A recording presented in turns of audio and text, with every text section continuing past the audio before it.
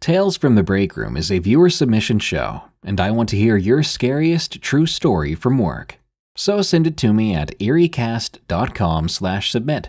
And if I narrate your story on the show, I'll pay you 5 cents per word. But you gotta have a working PayPal, and your story must be both true and actually scary. Thank you. Hi, welcome to Dead and Roasted. What can I get you?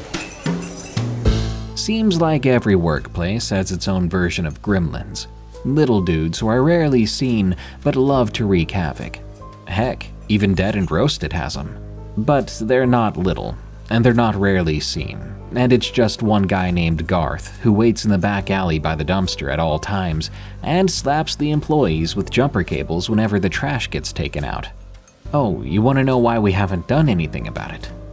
Well, at this point, Garth is basically our mascot. Also, we're all a little bit too afraid to confront him. I'm telling you, he's like the Bruce Lee of jumper cables. Anyway, it's time for my break, and I've got some crazy and terrifying stories to share with you. There will be Tommyknockers, spirits from the dead, and railroad creatures. Enjoy. These are tales from the break room. Respect the Tommyknockers. From Tony W. I work as a prospector out here in northwestern Arizona, around Kingman, Bullhead City, Chloride, and Oatman. You might be aware that the southwestern United States has a lot of their history rooted in mining, and there's still a decent-sized community of people who are prospectors. Where I differ is that I prefer working underground, and the majority of prospectors out there tend to focus on placer mining. Placer mining, for those who don't know, involves stuff like panning, sluicing, dry washing, dredging, etc. And with the exception of dry washing, it's typically done in or around water. As an underground miner and prospector, there's naturally a lot of hazards associated with the work. And I imagine that's why a lot of people who are hobbyist prospectors, or even professional, don't get involved. This does have a lot of openings as far as land status and business opportunities go. But the drifts and shafts underneath the Mojave have almost gotten my body a few times. I tend to blame a fair degree of my luck and good fortune on my efforts to stay on the good side of the Tommyknockers. Tommyknockers, for those who are unfamiliar, are short humanoid creatures which inhabit the depths of the earth, especially mines. I'm not familiar with their origins, their characteristics, or really anything about them, aside from what I've seen and what I've been told. Tommyknockers are, or were, a piece of miners' folklore and culture among the Welsh and Irish miners in the old country, and there's some debate about whether they brought the Tommyknockers over with them when they immigrated to the States, or if Tommyknockers existed in the ground of the US all along. Regardless, once those Welsh and Irish miners started to work out west, it was quickly common knowledge that Tommyknockers existed in the mines, and their disposition could mean the difference between success and a tragic end. Throughout the 1800s and early 1900s, Tommyknockers were believed to be responsible for some mines having extensive luck and fortunes, others having tragic accidents such as explosions and collapses, and other times things as simple as missing tools and equipment. One would be quick to think that such things are a common superstition, and otherwise complete nonsense. I know I felt that way for a long time. My mentor, Lewis, the man who taught me almost everything I know about mining, prospecting, assaying, and geology, spoke often of the Tommyknockers. Anytime the two of us would go prospecting an abandoned mine or cave or other underground working, he'd always bring something sweet. Typically, it was chocolate chip cookies. He'd always leave those cookies at the entrance, and at the furthest point we explored or worked. For the longest time, I just tolerated it as some superstition from an old miner. Until one day I finally asked him, "You're always going on about these knockers. And all the time we've worked together, I ain't seen one. What makes you so sure they're real?" He replied simply, "You may not have seen them, but they've seen you. Even then, consider all our good strikes and luck proof enough. They could have killed us at any time, but we've got a long-running agreement, them and I.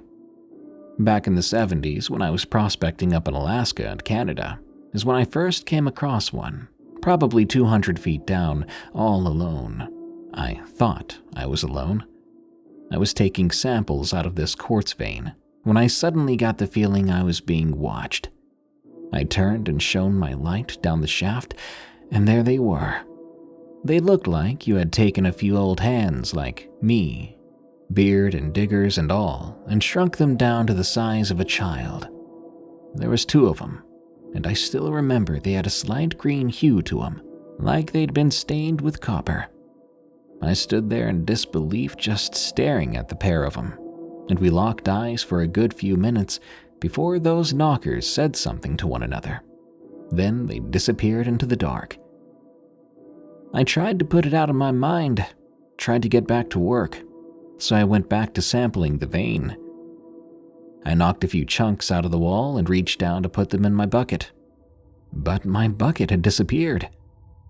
I had some good samples of gold in there too, so I got real mad. I started to yell and cuss out the knockers. Next thing I knew, there's this thundering sound coming from below, and the ground started to shake. I did my best to dodge them falling rocks as I made my way out. Almost didn't make it too, but as I was in the snow outside, trying to catch my breath, from the other side of the rubble I could hear them, laughing. The experience rattled me to the core. I ended up talking it over with an old-timer, a mentor of mine. He just shook his head in disappointment. He told me that an old Jack from the old country swore that leaving an offering to the knockers would keep the roof up, if nothing else.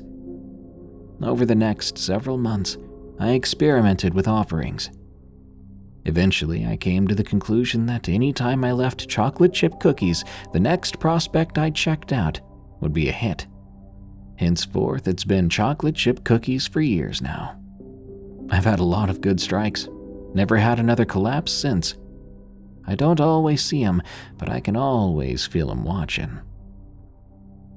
I didn't think too much of his story at the time, but after about another year, Lewis retired and moved away. I was out prospecting by myself for the first time. I headed for a mine out by chloride that wasn't marked on my maps, and I decided to pop my head in. I walked the drifts and picked at the walls in a few places, but overall the mine seemed to be picked pretty clean. As I was checking out a specimen along one of the ribs, the walls, I heard the familiar sound of someone picking away at the rock. My mind first considered that I may be inadvertently claim jumping, so I followed the noise hoping to apologize. Eventually, the back, or ceiling, opened up into a large stope, and I shined my light up there. And just like Lewis had described, there was a little green-hued miner with a long beard. I immediately panicked as I remembered Lewis's story. I was far too deep to be able to get out if there was a collapse. Unsure of what to do, I just apologized and walked away. As I was walking back towards my gear, I began to hear rustling up ahead of me, between the exit and where I was. I started to run, hoping I could just get out alive. When I was 50 feet or so away from my bag, the rustling stopped abruptly. As my gear came back into view, I noticed my bag had been ransacked. I knelt down, surveying the damage. I found the only thing missing was my lunchbox. As I cleaned up the mess, I started to hear giggling and more picking and hammering coming from the back of the mine. At that point, I was scared silly and not interested in getting involved with the Tommyknockers. I gathered my gear and made for the exit. As I was approaching the portal, the picking and hammering seemed to die down. This barely did anything to calm my nerves, and I just wanted to get out, so I started to run. When I was just about to cross over the threshold, I tripped over something. I fell hard into the warm dirt under the Arizona sun, just happy to be outside. As I stood up and brushed myself off, I looked back to see what I'd tripped over. To my astonishment, it was my lunchbox. It was a good 500 feet up the drift from where it had gone missing. As I picked it up, between the weight change and the sound, I knew that the contents inside had been changed. I carefully opened up that lunchbox. Wouldn't you know it, any food items that had sugar in them were gone. Granola bars, PB&J, a can of soda, and that little Debbie Cosmic Brownie I had. But I kid you not, in their place was a geode, a small gold nugget, and a vintage newspaper article from the 1880s. From that day forward, I followed in Lewis's footsteps. At the entrance and at the farthest point, I would leave an offering for my little green friends. However, unlike Lewis, I found my golden ticket is those Little Debbie products, Cosmic Brownies or cherry cheese danishes mostly. I still don't know who or what they are or where they came from, or even how many of them there are, but I have learned to respect and appreciate them. The next time you find yourself underground and you hear the sound of picks and hammers knocking on the walls, just know the knockers are nearby. They're down there digging for the earth's riches just like us, and they can either share or they can make your time underground a nightmare. $5 Chuck from Tofu Joe. I thought I'd submit this creepy encounter I had at my old job as a shuttle driver, as recently I told the story around a campfire to some friends, and they really enjoyed hearing it. So during the worst part of the pandemic, I worked as a shuttle driver / hostel manager for a hostel in Glasgow, Virginia that catered to Appalachian trail hikers passing through that part of the Blue Ridge Mountains. I'd been working here for several months while attending online classes for my first semester of grad school in the fall of 2020. On one Tuesday morning, I woke up early as I always did to start my chores for the day, cleaning bed sheets, doing inventory on our supplies, checking the shuttle vehicles before the start of the day. After I finished my chores for the morning, my work phone rang, and when I answered, Charlie, our dispatcher and shuttle coordinator, greeted me. "Morning," he said. "How's everything going down there?" "Morning, Charlie," I said, before filling him in on the guest count and inventory item counts for the morning. Charlie took note of the hikers currently staying at the hostel and the items that he needed to bring me from our main location in the next town over, where he was calling me from, before giving me the rundown of that day's shuttle rides. "Let's see, this morning I've got you driving up to Humpback Trailhead to pick up a customer at 11:45. I checked the clock on the wall, and I saw it was about 9. "Okay," I said. "If I leave now, I can make it by 11:45 easy." After that, I hung up the phone and got ready to head out. A few other customers had stayed at the hostel the night before, and were now lounging around in the comfy deck chairs that we had set up around the campfire pit the night before. I didn't know the real names of any of the customers that came through the hostel. Most hikers on the Appalachian Trail are given nicknames by their friends, or people that they encounter on the trail, and a lot of them choose to go by their nicknames rather than their real first names. The nicknames are always meant to be ironic or make fun of the person in some way.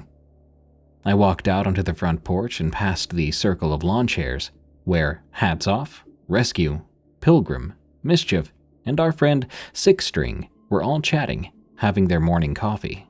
I waved at them and told them I'd be back later in the day after I picked up our new customer, who went by the nickname $5 Chuck.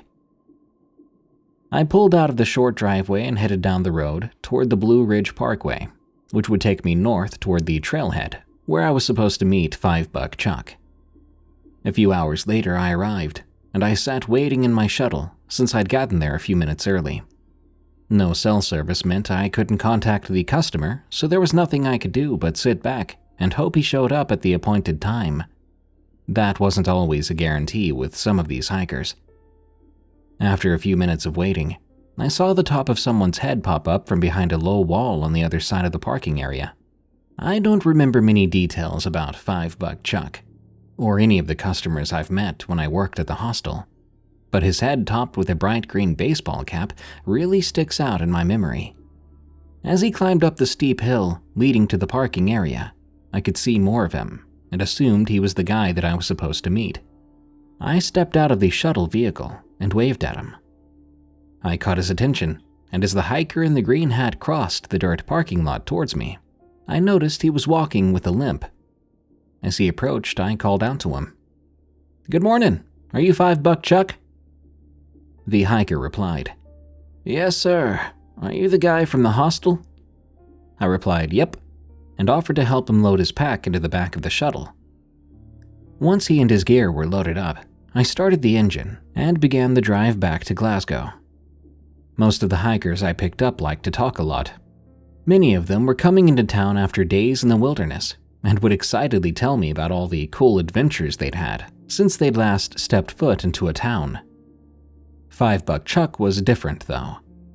He seemed tired, but I thought I'd try to strike up a conversation anyway, to see if he felt like discussing something. "So, what brings you into town?" I asked, briefly glancing back at $5 Chuck and his green baseball cap through the rearview mirror of the shuttle. Just need to rest a bit and resupply," he said. "I banged up my leg last week and I wouldn't mind giving it a few days to recover before I keep hiking south." "Sorry to hear that," I replied. "I know we've got some wraps and icy hot packs back at the hostel, and you're welcome to use them once we get back." "Thanks," he said, before telling me a little bit more about what had happened to him. He said that he'd been staying at another hostel in a town north of us, and when he'd left that hostel, rather than taking the shuttle back to the trail, he had decided to walk back to the trailhead instead. And as he had been crossing the Blue Ridge Parkway, a pickup truck hit him in the crosswalk. He had spent a few days in the hospital, recovering, before continuing down the trail. That was pretty much our whole conversation as we drove back into town. After I offered him some words of sympathy, he told me, "Thanks," and for the rest of the drive we were both silent. Most of the time, hikers fall asleep during the ride back into town, and I figured that $5 Chuck was probably just passed out in the back seat. When we returned to the hostel, I was in a hurry. It was 2:08, and I was late for my 2 o'clock online class. I told Chuck that I needed to take care of something, and that I would help him settle in once I was done. I didn't wait for a reply before hurrying inside and logging into my class. An hour or so later, I logged out. I closed my laptop and stood up. I decided to check and see if Chuck needed any help getting settled in. I looked for him in every room of the hostel, but I didn't find him in any of the bunk rooms, and I didn't hear the shower running. I wondered if he was outside, hanging around the campfire pit with Hats Off, Rescue, and the others. I stepped out into the yard, and I saw that the hikers who had stayed the night before were all still sitting around in their chairs, chatting away. However, I didn't see Chuck anywhere, and when I asked if anyone knew where the guy was, the one I dropped off earlier, Hats Off responded, saying that I hadn't dropped anyone off, and no one had gotten out of the car after I rushed into the house. My first thought was that they were messing with me, as this group was known to do, and so I looked all around the outside of the house to see if he was hanging about anywhere, but I couldn't find him. So, frustrated, I returned to the shuttle vehicle and searched the back seat. The car was empty, and Chuck's gear was gone too from the cargo compartment. The only thing I found in that car was a wadded-up $5 bill that had been wedged between the back seat cushions, and with that, I figured that Chuck had run off without paying and that I'd been ripped off. In 2022, I graduated with my master's degree, and I returned to the Blue Ridge Mountains. This time, I worked as the leader of a trail maintenance crew, laboring in Shenandoah National Park. One day, when my crew needed to stop in one of the nearby towns to resupply, we decided to stop in at one of the nearby hostels, just for the heck of it. When we arrived at the hostel, I started flipping through the logbook, which they kept in the kitchen. The signatures of all the hikers who had stayed there lined the pager, and I was looking to see if there was anyone that I knew. On the page from October 2020, I found the signatures of Hats Off, Rescue, Six String, and Pilgrim, and I chuckled to myself, remembering the hikers I'd met 2 years back. As I turned the page to September 2020, I saw $5 Chuck's signature and remembered the whole incident that I had forgotten about until that moment. I picked up the book and brought it over to the sweet old lady who managed the hostel and asked if she remembered the guy who'd skipped out on me 2 years before. She looked at his name in the logbook, and a knowing expression came over her face. The woman managing the hostel said that he had stayed at her hostel 2 years earlier for 3 nights, and when he left, he got hit by a pickup truck while crossing the road. Apparently, another hiker had seen the whole thing and called an ambulance after the truck driver decided to hit and run. $5 Chuck had been taken to the hospital, but the thing is, he passed away due to his injuries that night. "You've got to be kidding me," I said, which seemed to surprise her. I then told her about my encounter with Chuck 2 weeks after the hit and run, and we both looked at each other. We could not believe how weird the whole situation was, but we decided that the best thing we could do would be to honor Chuck's memory. That night, my crew and I stuck around the hostel, which was much larger than the one I'd worked at 2 years before. My crew and all the hikers toasted to $5 Chuck. We all drank our beers and hoped that Chuck's ghost had made it all the way to Georgia, the end of the trail if you're hiking south, which he had been doing. Wherever Chuck is, I hope he's well, and I hope that he found peace after his long journey. I can't help but admire him for his utter determination, that even death could not keep him from finishing the trail.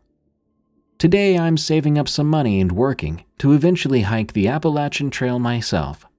Thanks, Chuck, for being an inspiration, and also for being the only customer to leave me a tip at my hostel job. Railroad Stalker, from Scout Sniperzz. I work for a railroad company as a freight conductor. My job involves building trains, handling paperwork, and all kinds of other things. I've got so many stories about mundane things, from digging out a switch to working in 110-degree heat. However, this story is one of the few paranormal and scarier ones I have. For context, the area I work only runs during the late night to early morning, and it also runs through some remote areas, so remote that unless you're standing next to the engine, you can hear everything. One night we were going along nice and easy. The engineer and I were talking back and forth when all of a sudden we get a call from Wayside Detection. They let us know if we have any issues with our trains. To put it shortly, we have a sticking brake about 130 cars back. We worked out that the engineer will pull ahead while I inspected the car and corrected the issue, then walked back up. Well, I found the problem child, which appeared to be a stuck-on handbrake. It was likely left on by a yard crew who built the train. I knocked it off and started walking ahead. Everything was going good the first half. I was whistling to myself and walking. Then about halfway up the train, I heard something. It wasn't a bird, though, or any animal I'd heard for that matter. It sounded like something howling and screaming at the same time. I turned around. I saw nothing, but my lantern wasn't the most powerful thing in the world. Still, I continued to walk. Then, about 10 cars later, I heard it again. I spun around and there was nothing there. Only this time when I spin back, I have this chill down my spine. I ignored again and continued walking. This time when I rounded a bend, I spotted this woman in front of me. She had jet black hair, blue eyes, and she wore a 19th century white dress. She was holding an old oil lamp. I froze. There wasn't any way anyone could have been here, not without me or my engineer hearing or seeing them. She started to move towards me. I took that as my opportunity to run. So I ran about 10 cars and heard that scream again, like it was right behind me. I ran as fast as I could. It must have been 40 cars until I heard the idling diesel. It was like music to my ears. My engineer wondered what happened, and I explained that I felt like I was being chased. So why am I bringing this up now? Well, last night, another engineer and I were talking back and forth, and somehow this story came up. It turns out, though, I'm not the first one to experience something like that. After some quick research, I found out that area was rich in Native American heritage. I even found stories of skinwalkers and all kinds of urban legends, but I'm not sure which it was that was following me that night, or who that woman was. But if I'm being completely honest, I'm glad I don't know, and I'm better off not finding out. Death of the Mailboxes, from Llamacorngoddess. This was a couple of years ago. I was at my first job doing fast food. I had just graduated high school at the time, so I just turned 18 and I was working my first late shift.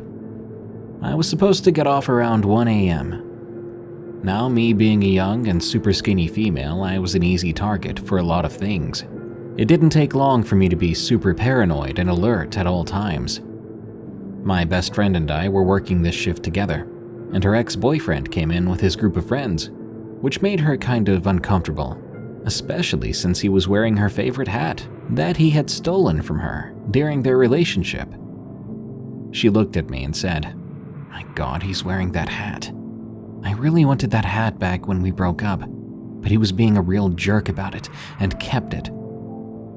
I replied, "Well, why don't you go walk over there and get it from him, or at least ask for it back?"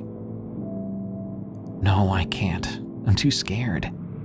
You want to go get it for me?" "Well, yeah, I guess I could try."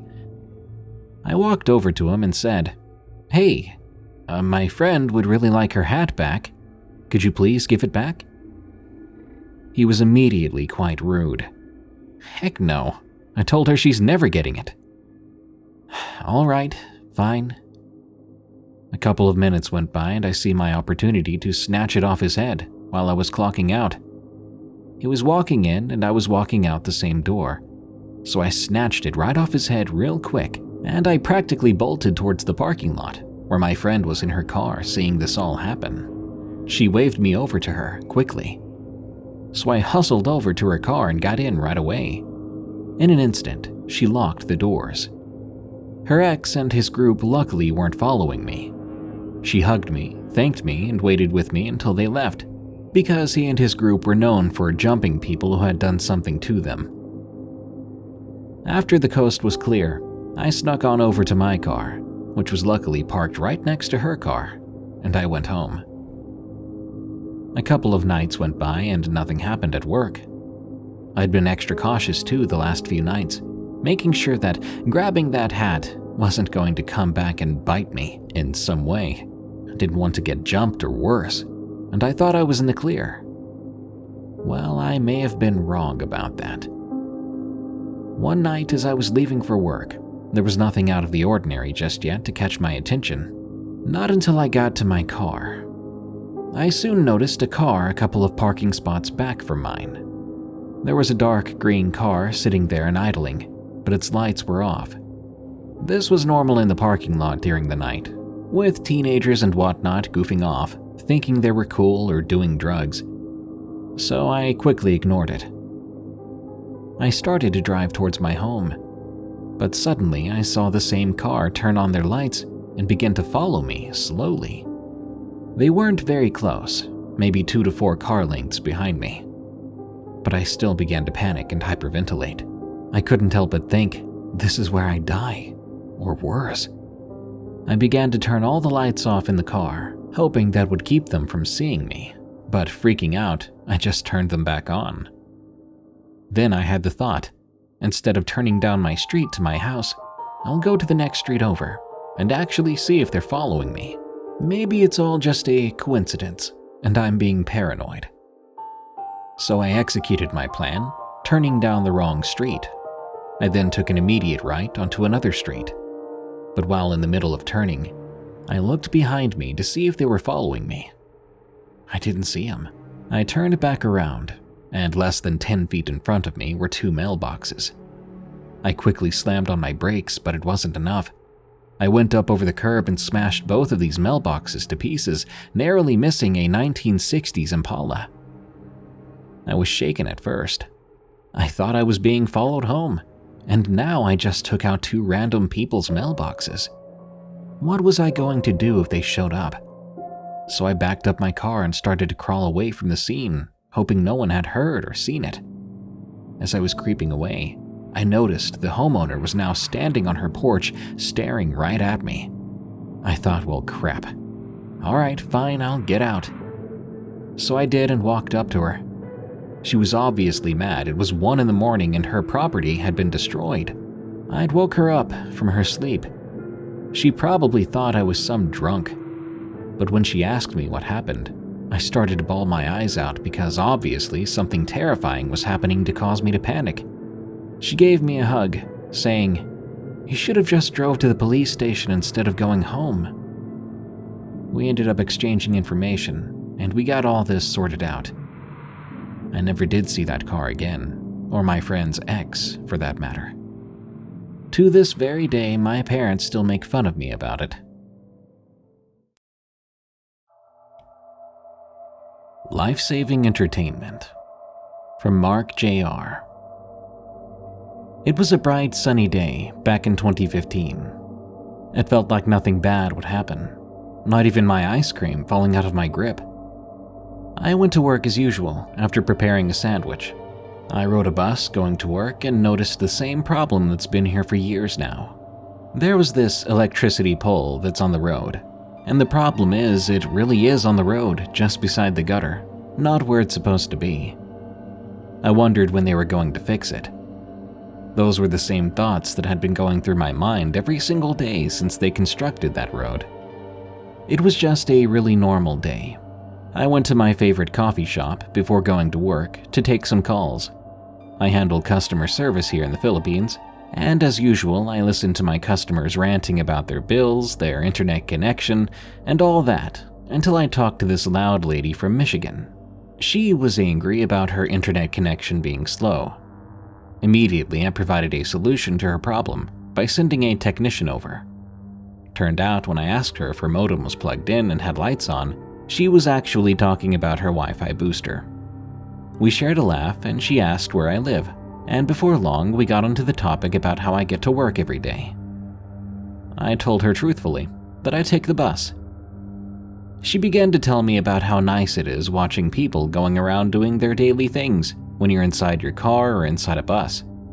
I told her that I don't actually feel the same way. I used to sit on the right side of the bus because it had less distraction, as it's always facing the wall when I'm on my way home. That way I could sleep peacefully if I'm tired, as there would be no lights from the malls or other establishments flashing on my closed eyes, which would wake me up and make me feel irritated. She pushed me to try this just once, that maybe I'd find something funny or whatever. So I said I'd give it a try later on. We ended the call being happy for solving her problem, finding the solution funny still, and I went on with my workday. The rest of the workday went on as usual. Nothing new or out of the ordinary. Still the old routine of going to work and grabbing some chips at Ranch Dip for my sandwich before riding the bus home again. After buying those snacks, I immediately went to the terminal, so I could get in line early. Otherwise, I'd have a chance of missing the bus, and I'd have to wait another hour for the next one. Upon boarding the bus, I recalled the lady's advice, so I decided, why not? I sat on the left side of the bus instead of the right, and I began to chow down on my snack while watching the people outside. She was right. It really was a lot of fun, seeing people do their things outside. I even noticed a couple fighting and chasing each other around, like they were actually taking turns walking away. A couple of hours into my ride, the scene went neutral. There was really nothing left that was exciting to watch, just folks walking around minding their own business. At that point, I'm falling asleep. Now, the way I sleep, I hug my bag in front of me to make it some sort of pillow, but this time, it would become an airbag. Now, I do remember dreaming in that short period of sleep. I remember seeing people inside the bus, sharing laughter, There was a TV in here and we were all watching a comedy show. I guess we were all happy. We were all just about to end our tiresome days, glad to have some relaxation and relief, ready to be home. Suddenly, in the dream, a lady sitting next to me told me that I needed to wake up. Then she ducked down. I wondered why she did that. She didn't seem to find it awkward, surprisingly, and I personally couldn't tell if it was a threat or a warning. I just thought it was weird. She continued watching the show in that ducking down position, and the dream ended. When I came to, the bus made a stop at a mall. As I peeled my eyes open, I could see the same lady smiling and laughing. So weird, I thought, that I'd had a dream about a stranger on the bus. Turns out she wasn't the only one smiling and laughing. Just like in my dream, loads of folks on the bus were having a good time. Plenty of other folks were sleeping. A vendor boarded the bus and sold people nuts, so I bought some as well. As the bus continued on, I kept watching outside. Suddenly, I looked over at the lady, and she ducked down in an instant. Just like in the dream, I wondered why. I lifted my head up, removing my earbuds at the same time, thinking there might be some holdups or something, but I was wrong. In that moment, the bus swerved for an unknown cause. It hit that same pole I mentioned earlier. All hell broke loose, and my world was turned upside down. There was a very, very quick and loud bang, and everyone and everything went flying. Luckily, my bag was still in front of me, cushioning me before my body hit the seat that was ahead of me. I opened my eyes, and half the bus was gone. I was horrified. There were bodies scattered everywhere. The lady who had been next to me was now bleeding profusely. She had hit her head hard against the seat in front of us. I couldn't hear anything at the moment. Time seemed to freeze or slow down as I tried my best to stand up. I wasn't exactly in pain. It was more like I was completely numb. My eyes scanned the surroundings, landing from body to body, wondering if they were still alive. I was trying to figure out what happened, and I had no idea what to do at that moment. I wasn't the only one trying to walk around, acting like we weren't hurt, not feeling anything. But upon seeing blood everywhere, I truly realized we'd had an accident, and I'd somehow survived. I heard cries all over, people grunting in pain, some shouting. It hurt my ears as it echoed around me. It was like I was underwater and someone was slapping the surface. Sirens wailing worsened the state of my head. I told myself that I was in shock, that I needed to get back to my senses quickly. So I gave myself a slap and immediately felt pain all over my body all at once. But my focus came with it. Right away, I went to the lady who had been next to me. I gave her my shirt and told her not to apply too much pressure, just enough to stop the bleeding, because from how it looked, she might have had a broken skull and pieces of it seemed to be puncturing the inside of her head. I grabbed my bag, checking if my phone was okay to call for an ambulance, but it was busted, as was my lunchbox. So I decided to go outside and stop people from moving the injured around. I went to the people lying outside, trying to wake them up to assess where their pain was. I started tapping parts of their bodies to see if there were any broken bones, so I'd know how I should carry them, if I should carry them at all. There was a hospital nearby, so I thought it would be fine if I carried some, because there were still no ambulances at the time, only policemen doing nothing just yet. They seemed to be just consulting with their superiors on the radio. I then saw a kid with a broken leg. He was limping to his mother. I ran over to him and carried him away from his mom. I told him that she would be fine. I didn't want him to see the state of his mother. It might induce trauma, and I had no idea if she was even alive. I went around to people crying over their losses, trying to keep them from shaking their already injured loved ones, as it might cause more problems. I went back to the boy's mom to check on her. Upon checking her pulse, a cold jolt flowed through my veins. I realized then that what I'd said to that boy had given him false hope. His mother was already dead. I cried but wiped my tears away, not caring about the blood on my hands. I went to the boy, trying to fix his leg, but to no avail. I carried him instead towards the bystanders to ask them to look out for him and give him some water. After a few more steps, I suddenly collapsed. I noticed my leg had been bleeding this whole time, and it was no longer strong enough to function. I couldn't even get it to shake anymore, but I pushed myself to keep going. I ripped my blood-soaked jeans to make a tourniquet and tied it off above my wound so it would go numb, giving me time to walk around and tend to people while waiting for the ambulance. I kept shouting for help to the useless police officers. I think they were scared and shocked too, so honestly I take the word useless back. But that wasn't enough of a reason to just stand there and not help. I asked more bystanders to help, and those who could still stand after the wreck. I felt like all this happened within about 10 minutes or so, but to all of us out there, it seemed more like hours of hell, especially for those who were injured. It took an hour and a half for the ambulance to finally arrive. You have to understand that the road there was very narrow, and the accident caused heavy traffic. We started to load the injured, leading the paramedics so they wouldn't take time to assess the injured one by one. Some needed more immediate attention than others. I let them know that I was a medic in the past. They actually listened to me, thankfully. I even talked them into talking to the deceased mom to keep the boy from losing hope, pretending that a dead woman was still alive for the sake of that boy. It was really scary how the medic picked up parts of human bodies scattered around. Even though I found it gruesome, I endured it. Though there were a couple of occasions where I had to swallow down bile. After one ambulance took off, we had to prepare more injured for the next. I noticed a father and his daughter crying over their loss.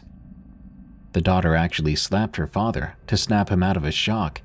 Eventually, a couple of nurses who had helped us from the street told us to take a break, so I leaned against a wall beside a girl, the one who had done the slapping.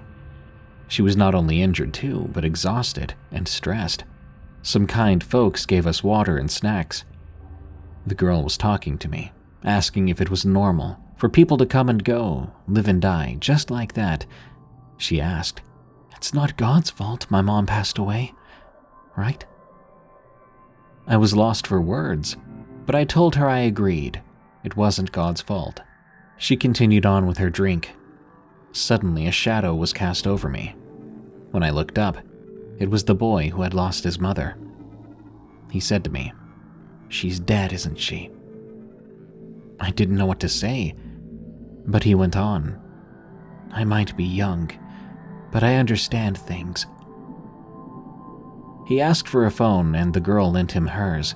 He reached into his pocket to grab his ID and called his dad to pick him up. And I was shocked because when his dad answered the phone, he just outright said that his mom was dead. I guess we all handle trauma differently. Eventually, we were all taken to the hospital. I spent 3 nights there for my wounds. It was basically a bunch of broken bones, but I came out alive, so I was happy. A month after the accident, after going to rehab for a while, I continued on with my life. Thanks to a very supportive boss, I still had my job after such a long absence. One day I was on my way to work and noticed some familiar faces, but I wasn't sure why at first. I figured I just saw them somewhere before, not in a significant way. This kept happening for days. At some point, some of them stopped and thanked me. I was confused at first, but it turned out they were survivors who had gone out looking for the ones who helped them. I even became friends with the girl who had slapped her dad. We shared stories.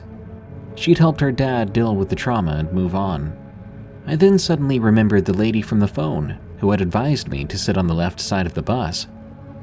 I really wanted to thank her, but I never did get to take her call again.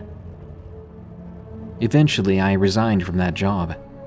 I was out looking for a different job, still noticing some familiar people. I had to go back to rehab for some time. One day I went out to have coffee, and a lady sat next to me. She just said, "Thank you for tending to my son," then stood straight up and walked away right after saying that. For days I wondered and asked myself who she was and what she was talking about. Several days passed and I went back to the same coffee shop where I'd met that lady. I still had no answers about who she was, and I didn't see her again. Then an unexpected turn of events entered my reality. The barista at the counter was really happy I'd come back to the shop.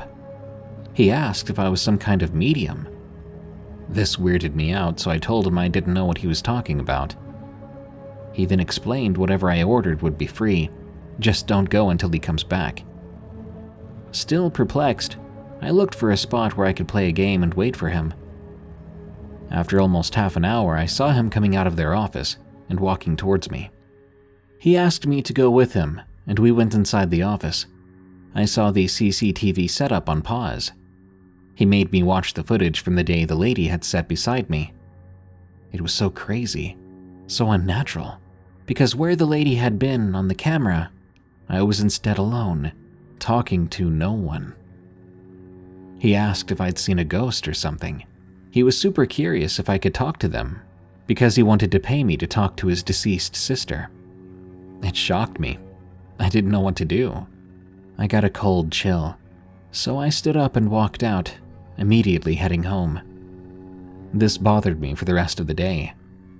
A thought suddenly came to my mind and made me search for pictures of the people who had been killed in that accident. I got a chill in my bones when I saw that lady who had sat beside me was the dead mother of the injured child. Now, I never thought at any point I would see ghosts or talk to them, so I went to my bed and hugged a pillow under my blanket until I fell asleep. The following day, still wary of my surroundings, I went out again to buy groceries. I bumped into one of the nurses who had tended to the injured during the accident. We exchanged some words. Then I asked her if she had seen any familiar faces, specifically of those who had already died. She smiled and said no, adding that it was actually normal for people who have passed to go back, thanking the people who helped them. She told me not to be scared about the echoes of the past, as she called it. They're there to thank you, as it proved you did something amazing before. All of this is so new to me. I find it weird. I never believed in the supernatural in the first place. The whole event doesn't scare me anymore, but I'm very thankful that I was given a second chance by a stranger who was nosy enough to give the people who go about their daily lives some attention. Without that lady's advice, I probably would have sat in front of that bus, right in front of the exit like I usually did, and I would be the first to take a direct hit from that darned pole. Then I wouldn't be here to tell this story. Ghost hunting. From Boink W98. I love ghost hunting. I've only actually gone twice in the past, and always with my buddy Brian. But Brian got sick and wasn't going to be able to make it to work tonight. Now, we never actually found anything so far, but we like to think we could. For the time being, we settled for the adrenaline of being out late at night in those creepy old buildings, hoping to find actual evidence. That night would be my first time going solo. Now, we were security officers, and there's old parts of town that are supposedly haunted. During night shifts, Brian and I like to drive around old buildings looking for ghosts to kill empty time. And believe me, there's lots of those. We live in a town of about 5,000 people. There's a small police department, but other than that, there's a few of us hired as unarmed security guards. We pretty much work 12-hour shifts and just roam around the town keeping the peace with just an issued radio. I was hoping that night I could catch some spooky things on footage to show Brian when he came back. I recently found an old abandoned house on the edge of town. This house was a little off the road into the tree line. It was very weathered. It obviously had not been lived in for quite some time. So I thought it'd be the perfect new place for an investigation. I arrived there at 10 p.m. It had been dark for a few hours by then. I only had a handheld camera that I brought to work, and my phone. Even though the house was abandoned, I didn't want to take a risk by going through the front door. So instead I walked around the house. I soon stood right at the back door. I couldn't help but notice how beat up the door was, almost like someone broke into the house before me. I made my entry sneakily and noticed the super muggy air and a strong scent of dust. The house creaked loudly with every step on the wooden floor. The first room I entered seemed like a dining room and kitchen area, with some ancient cabinets on the wall, seemingly from 100 years ago, but no other furniture. Using only the camera's night vision, I slowly made my way through, making sure I didn't trip on something. Then up the stairs I went. Every step there was a loud creak on the wood. There was only one room on the second floor. The layout was more or less the same, empty room with maybe a cabinet or two. It was noticeably a lot dustier though. But the room was boring. Nothing really to see except for what looked like weird symbols painted on the wall. I did a little bit of recording and asked any potential ghosts some questions, but I would eventually move on back down the steps. To my right was the door that led to the basement. Now, the basement was different. The whole house had been beaten up, made of worn down wood, but the steps going to the basement were made of concrete. As soon as I opened the door, I thought I heard someone let out a gasp. I didn't know if it was just the noise of me opening the door, so I kind of just brushed it off. I made my way down, and I noticed a smell. Oh man, was it strong. Like rotten meat, smoke, and alcohol. That's the best I can describe it. As soon as I reached the bottom of the steps, I noticed the whole basement had stains on the floor. And despite the house not having any furniture so far, the basement had many chairs lining the walls, with what looked to be a fire pit in the center. Besides some rats scurrying around, I was sure I was the only one down there. I continued my investigation, finding another door that led to a room full of work equipment. Shovels, pickaxes, chainsaws. The equipment didn't look old. In fact, it looked rather new and well kept. When I went back to the main room in the basement, I decided to approach closer to the fire pit one more time. It was still warm, as if it had only gone out a while ago. I jumped back after seeing hundreds of charred little bones in it. I kept walking back until my back almost touched the wall, where a piece of leather was hanging. I walked closer, pointing my camera at it, and I realized what it was. 2 holes. Eye holes. Now call me crazy, but it looked like that leather was either made to look like human skin, or it was human skin, stretched out like some trophy on the wall. I immediately tried to use my radio to call the police department, but no one was picking up. And then I heard the footsteps. They were coming from upstairs. Not just one set, there had to be at least 5 people walking around, speaking in unison. They began to make their way down to the basement, down to where I was. My heart beat through my chest. I had to hide. I didn't know what to do. I panicked. There was nowhere to go. But it was too late. I heard it. Them. They were close. I ran back into the room full of tools. I heard them stop speaking once they were at the bottom of the steps. My heart pounded so loud in my chest, it seemed like there was no way they couldn't hear it. Part of me wanted to come out, announcing myself as a security worker. But those bones in the fire pit, that unknown leather on the wall, these things made me think they really wouldn't care who I was. I frantically looked around for a place to hide in here, but I couldn't find anywhere. Until I saw it, the window. There was a little window that led outside behind me, just big enough that I could fit through it. I slowly made my way to the window.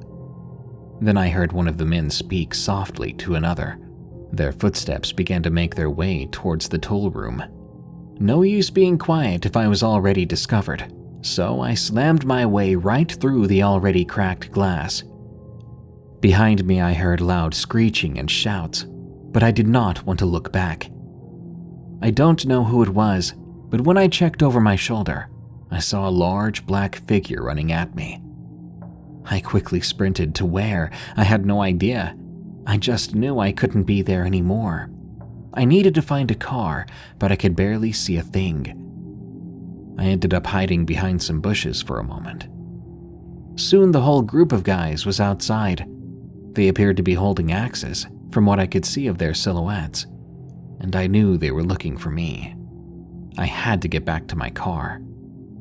They began chanting something in unison, slowly making their way closer and closer to where I was. I had to be quick, so I got up in an instant and ran as fast as I could around the house, down the street, to my car. I was able to get in and start my car, but when I turned the headlights on, I saw those men. They wore black coats, and they screeched and ran towards me. I threw it into drive and sped away as quickly as possible. Once I was away from that area, I drove around a little before parking, just to make sure no one was following me. Once I thought I was safe, I parked, making my way inside the police department to speak to some officers on duty, telling them what I saw. They had to calm me down first. We went back outside so they could ride with me back to the house. But when we got there, no one was there, and all the strange things I'd found were gone. Even the bones in the fire pit and that leather on the wall, all gone. To this day, I wonder if they're watching me, waiting to get back at me for discovering their hideout. And I hope those bones and leather weren't made from people. Tales from the Break Room is a viewer-submitted podcast featuring allegedly true scary stories that happened on the way to, on the way from, or at work. If you want your story to be narrated on the show, send it to us at eriecast.com/submit. As of April 14th, we're paying 3 cents per word for stories that are approved and make it onto the show. Submission does not guarantee approval or payment. For a limited time only, PayPal only. Tales from the Break Room is an EerieCast Network original podcast hosted by Darkness Prevails. You can follow him on Twitter at Dark Prevails, and you can hear thousands more stories read by him on our other show, Unexplained Encounters. If you enjoyed this episode, please follow and rate Tales from the Break Room on Spotify and Apple Podcasts. You can also enjoy plenty more horror-themed podcasts at EerieCast.com.